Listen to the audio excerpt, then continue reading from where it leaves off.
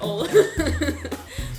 And can you tell us about plants that are beneficial and can balance our hormonal system? Again, we would figure out kind of what the indications are for hormonal imbalances. I can answer that. There are different scenarios, but in general, for women and for men, because men have hormonal loops too, we just want to kind of create, again, nourishing protocols that are going to provide the minerals and the nutrition that the body needs to do what it does normally, but have more to work with. So a lot of the approach for me is just kind of reminding people to bring more minerals and more vitamins into their everyday diet, and then to hone in on what the indications are for them. So yeah, we have for women, there's several different hormones, and there's also the phases that a woman goes through. So kind of figuring out like what and how to enter each of those life transitions is a really helpful thing that herbalists like me can provide. It's not something that we find out in a conventional practitioner's office. They're not going to talk about nutrition. They don't have the bandwidth or the time and space. Their focus is mainly testing and routine observations, and then perhaps surgeries. So we're not working with that. We're working on a balancing perspective and a nutrition perspective, as well as a community support perspective. It's a lot of women, specifically women who go through hormonal imbalances that might lead to chronic more conditions such as endometriosis, and polycystic and all kinds of different concerns where there could be a lot of pain involved. A lot of women just want support circles where they actually listen to other people who are going through similar experiences and just have a space to be heard. So by tapping into that and to creating that space first, a lot more of that healing might be able to take place. Number one thing that women can do to support their hormonal health is to relieve stress. So again, tap into the nervous system first. That's usually what I do first, is a nervous system exploration. Get them to see other options to support their nervous system. Maybe they're on particular prescriptions that might be, affecting their nervous system or diminishing their nutrition. A lot of RXs tend to, take away a lot of our necessary vitamins. So we have to restore those vitamins. So just that awareness in itself can have a huge effect on the energy levels to face the things we need to do to improve our quality of life.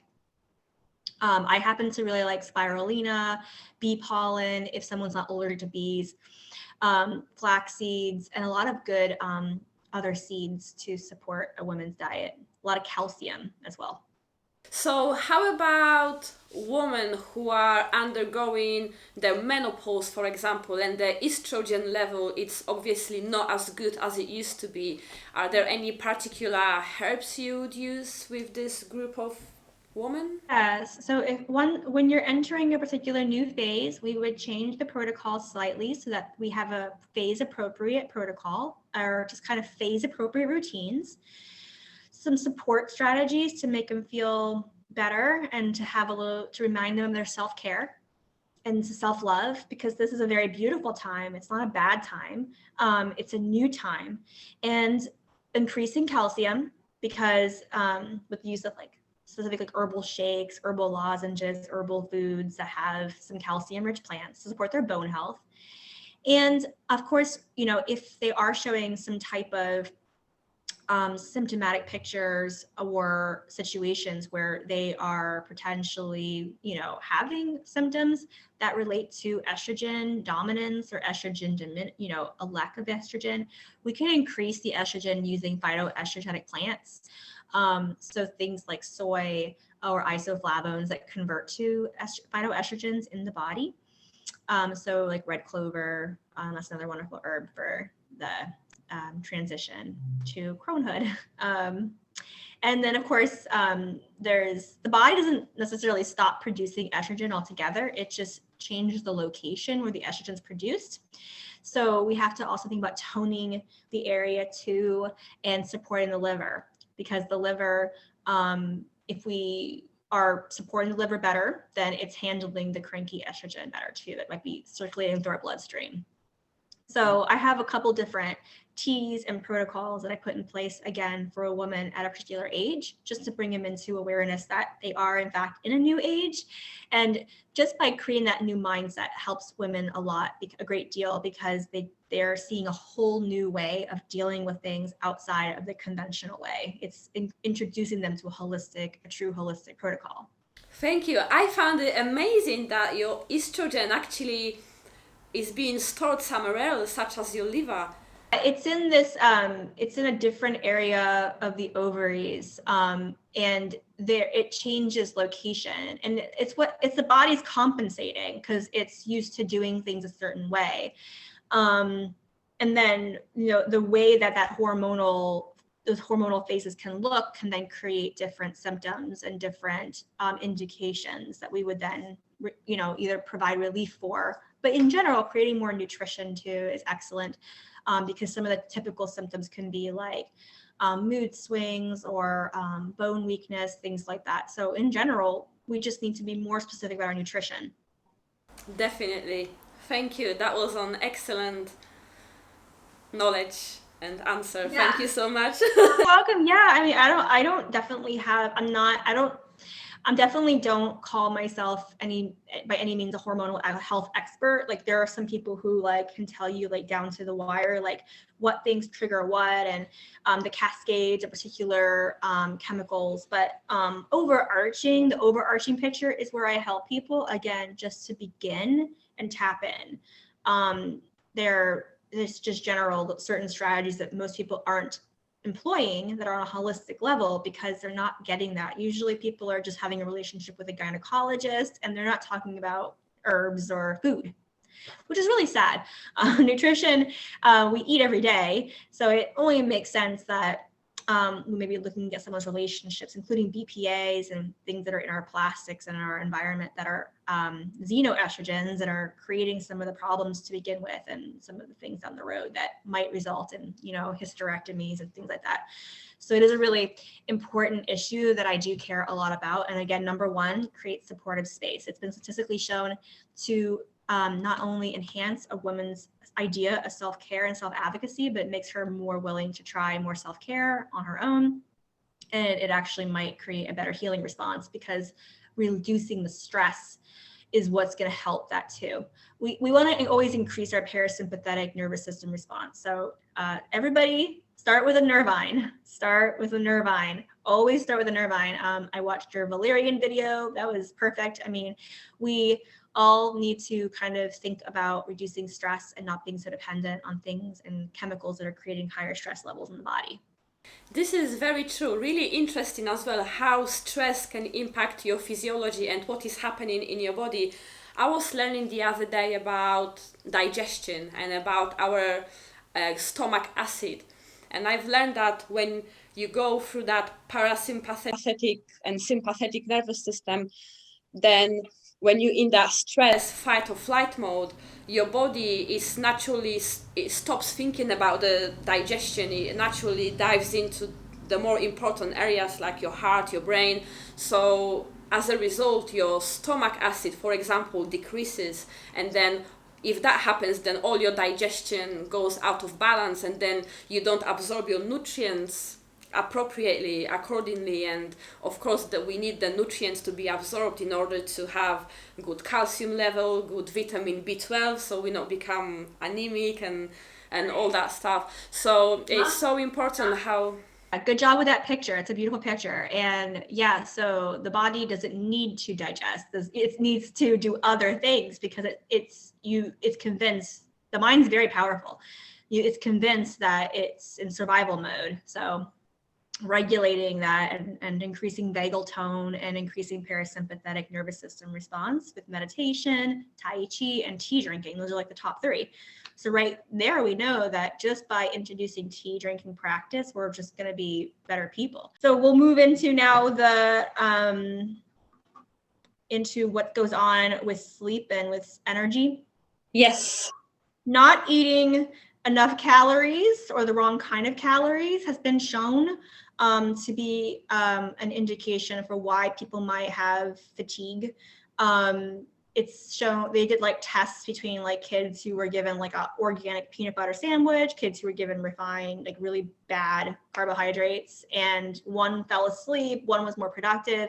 So there's actual like, you know, scientific evidence and good studies behind the fact that, you know, if we're eating better, there's a better impact on having more energy. Too many refined carbs, not good either. We don't want to create metabolic slowdown, or like we want to increase metabolism. So, and also having more vitamin D and minerals are going to be helpful for that. So again, mineralize the body, go back and look at nutrition, think about it. Maybe create elimination diets if we have known food sensitivities, because those have been shown to increase fatigue as well. Like you said, like if the digestion's impaired, we're not going to be synthesizing our nutrition correctly.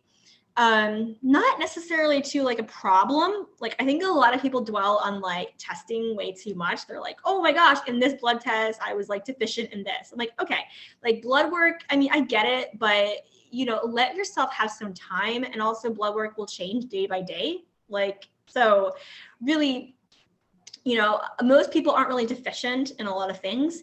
We just are replacing things with kind of a lot of chemicals. So our bodies are kind of probably not having a hard time with that, when we should be doing more natural. Okra and bonito broth apparently have compounds in them that may decrease fatigue. That's really cool, because I always like to add more plant-based strategies to the list. So along with that was that spirulina, which is an algae, because it has a very thin cell wall, so it really gets into the body faster with a lot of minerals and trace minerals. I also really like the stinging nettle, Arnica dioica, a lot of protein in that plant and a lot of iron for hemoglobin production. And inactivity. So people usually, when they are inactive, the main excuse they give on a statistical level here is the fact that they don't have energy. So to create energy, we have to stop the inertia. So it might be hard, but if we maybe it's calling a friend, maybe it's having a support buddy system, maybe it's just a walk, starting slow and then building up those goals, because there is a clinical relationship between the lack of movement and actually an increased fatigue.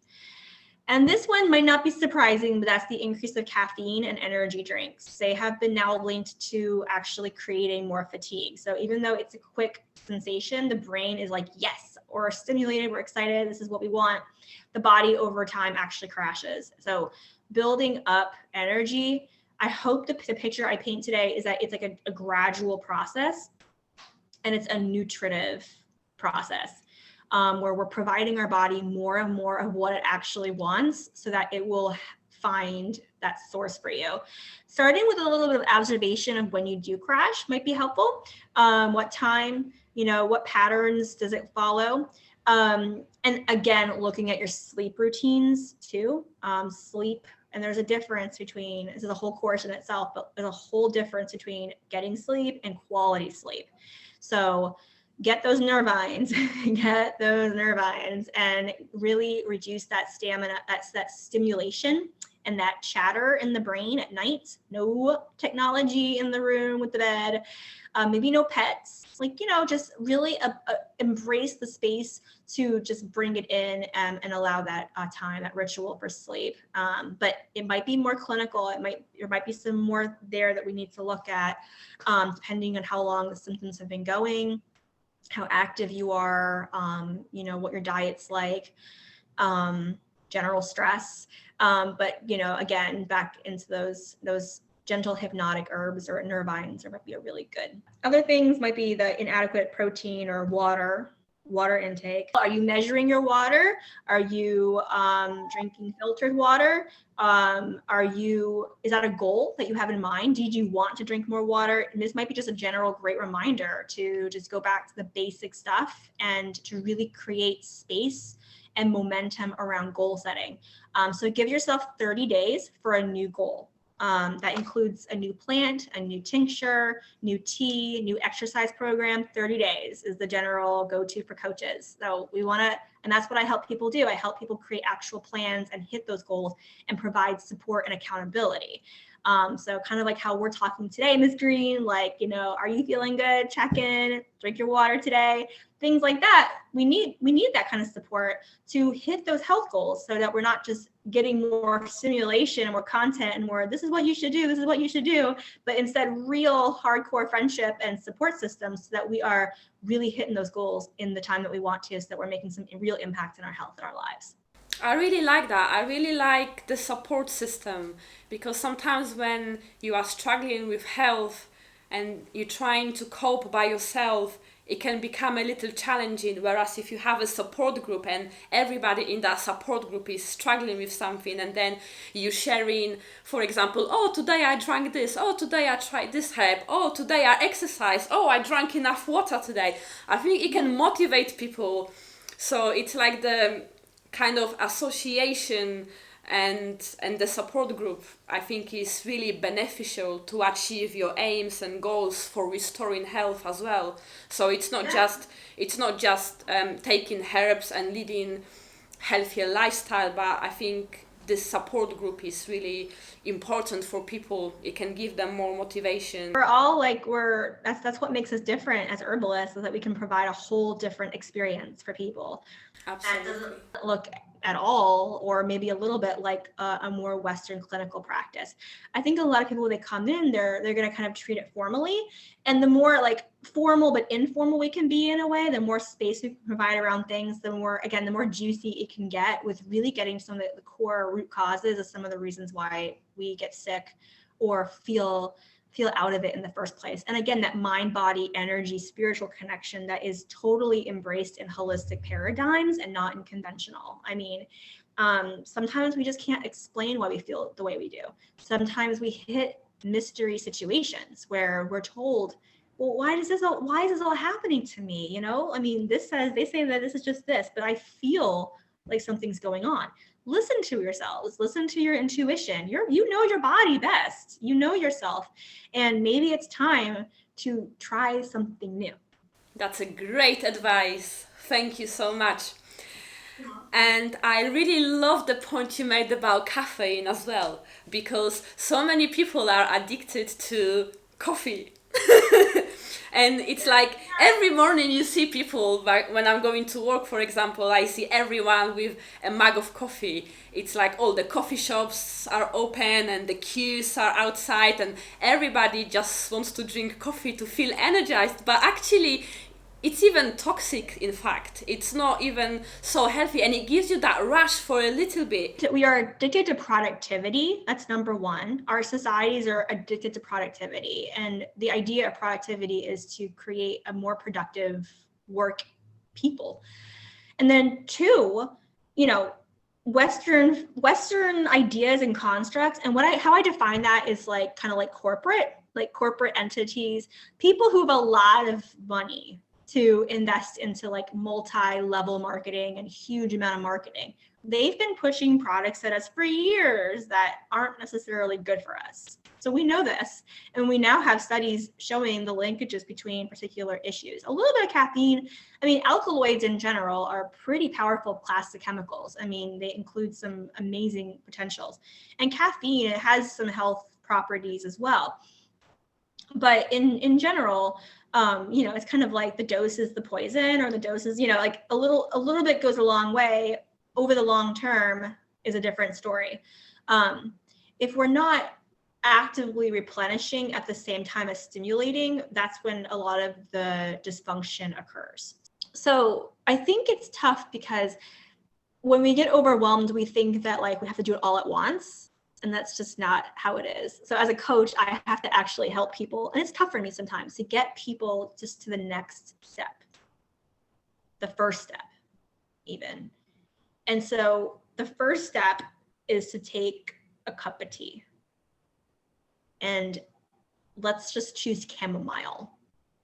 Let's just choose one herb. Michael Tierra, book Way of Herbs, he said that. It was in one of his earlier sections of the book. Well, I've had patients tell me, which herb do I start with? And his answer, any herb. Just start. Just begin.